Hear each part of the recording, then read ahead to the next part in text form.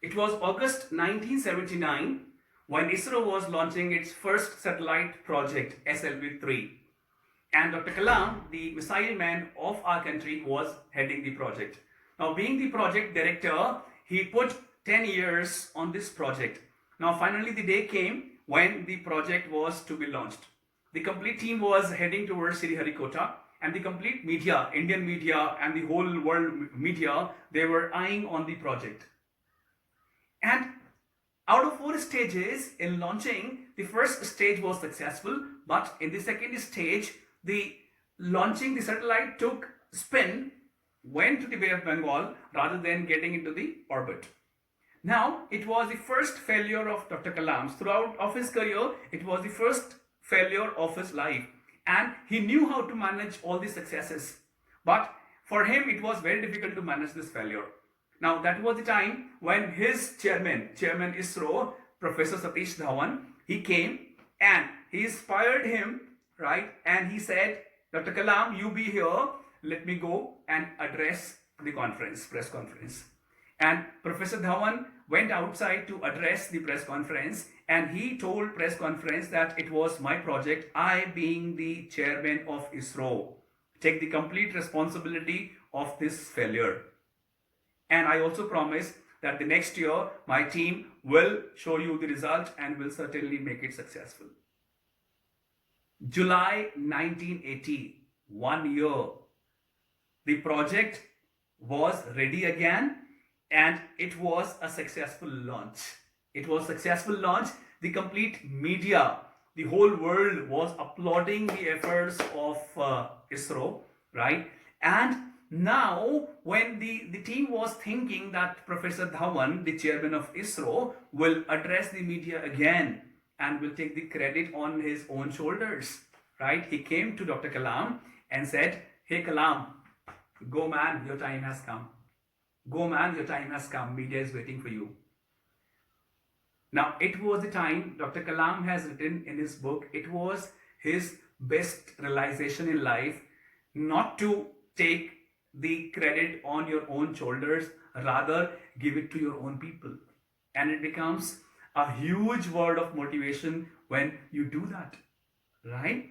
Now, great minds, they always, before pointing out finger on someone else, they always look at the thumb and they pull it towards themselves. And they check whether it can be, rectified beautifully or who is at fault, right? So great minds, they do not only take the responsibility of their own actions, but also of their people's actions.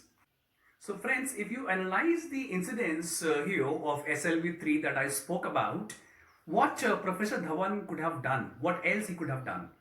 He could have asked Dr. Kalam the causes of this failure, or he could have digged, the problems out of problems.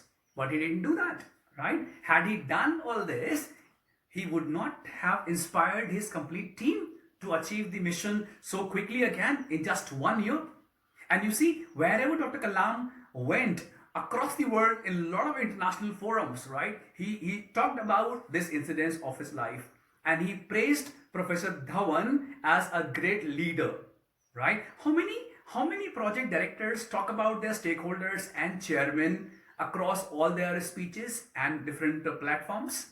Very rare, right? So if I talk about another, or if I try and connect this situation with our day-to-day life, friends, all of us commit some errors, or we get failed at some point in time. So you see, when a failure comes, does it not make us feel like bad, sad?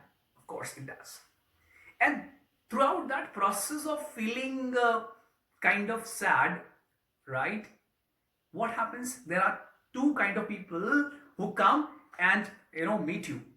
The first variety of people is they come and they find the causes of the failure, and they always ask questions. See, I told you not to do this. I warned you, if you did this, you would face such consequences.